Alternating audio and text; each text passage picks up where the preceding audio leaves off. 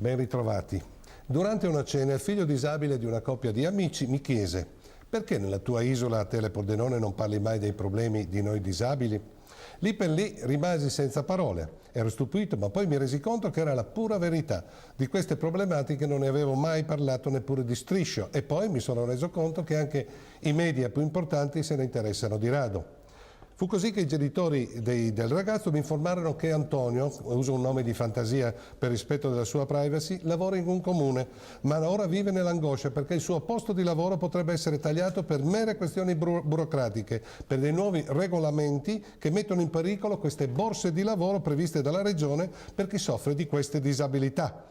Per cui il futuro di Antonio e di altri che si trovano nella stessa condizione è molto incerto. Chiesi così ad Antonio di scrivere una lettera aperta che esprimesse il suo pensiero, il suo stato d'animo, che poi avrei letto nella mia isola. Antonio l'ha preparata ed ora ve la leggo. Mi chiamo Antonio, sono nato nel 1974, dal 99 sono occupato presso i servizi sociali del comune ... Svolgo lavoro di segreteria 5 giorni a settimana per 8 ore giornaliere. Non percepisco uno stipendio pieno, la mia è una borsa lavoro, ma questa occupazione è un'esperienza importantissima per me, costruita piano piano, anno dopo anno, spesso con difficoltà, ma che mi ha permesso di sentirmi parte della società.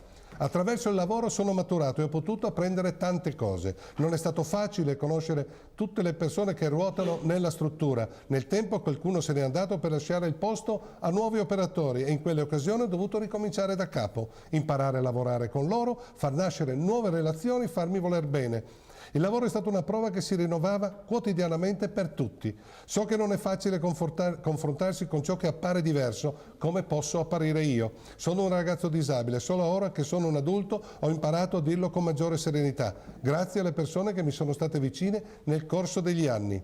La mia famiglia, qualche insegnante che ha creduto in me, alcuni colleghi di lavoro, tutti quelli che hanno saputo guardarmi al di là dei miei problemi. Problemi conseguenti alla disabilità che mi è stata regalata al momento della nascita dalla trascuratezza o incompetenza del personale medico. Io fino all'ingresso in ospedale ero un bambino forte e sano di oltre 4 kg. Anche mia madre ha subito le conseguenze di quei vergognosi pasticci. Eppure, quando ero ancora un bambino, credevo che in qualche modo, quando sarei stato grande, il mio corpo si sarebbe rinvigorito, avrebbe obbedito ai miei comandi e mi sarebbe stato facile fare ciò che è scontato per tutti. Correre, guidare l'auto, andare fuori con gli amici, praticare uno sport, poter esprimere chiaramente quello che penso nelle conversazioni. Ma poi non è stato così. Ogni piccola conquista, ogni piccola tappa della mia crescita comportava una rinuncia, una delusione. Da ragazzino nel cortile di casa la mia bicicletta a 4 ruote mi sembrava un bolide, il mio cavallo per la libertà, ma mentre i compagni usavano la propria per venire a scuola, io non ho mai potuto andare oltre al cancello e il mio sogno di autonomia è presto svanito. Non c'è stato nessun motorino né la possibilità di un'auto e non è facile dipendere sempre da qualcuno per ogni spostamento, per ogni cosa che si desidera fare, anche il semplice desiderio di andare a vedere un film. Ma poi finalmente è arrivato il lavoro ai servizi sociali, una dimensione mia dove potevo svolgere dei compiti e soprattutto sentirmi utile. Iniziare il lavoro è stato come aprire una finestra sul mondo, dare spazio alla mia dignità.